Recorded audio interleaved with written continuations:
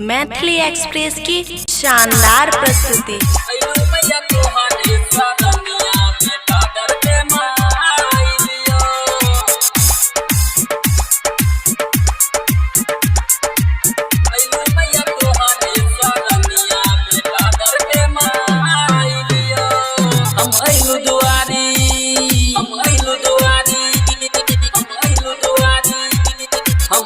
दुआरी जल्दी खोलो न केवारी दर्शन ले मन तरसैया हमरा मन में आज तू चरणक पास माई के बिंदिया लीलार चमकैया।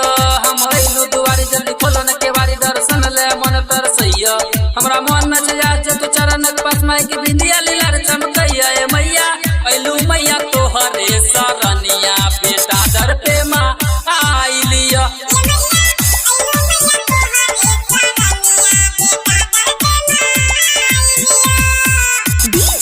कबीर डीजे कबीर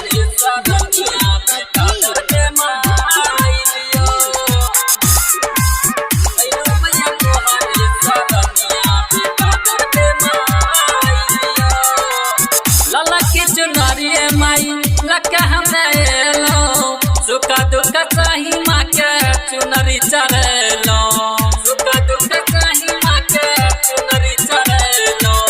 लाला के चुनारी माई लका हमें एलो सुखा दुख सही माँ के चुनरी चढ़ेलो चुनरी चढ़ेलो। छिया हम जन दुनिया जहान के कृपा खूब बरसैया जब आवे न बरात दिल मन नहीं बात हमर पूजा में दिल धड़कैया।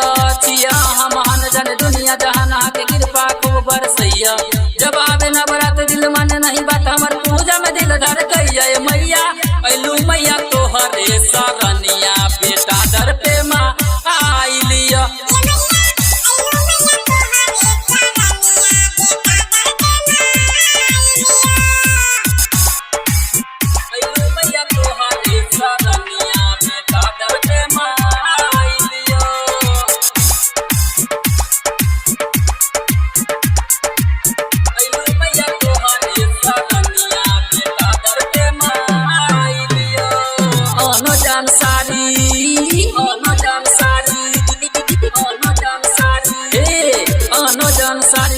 के दुआरे यहाँ के भजन में समय बीत भैया रटर ललित ललन लिखे यहाँ के भजन सुमन सहंगम विनती करैया।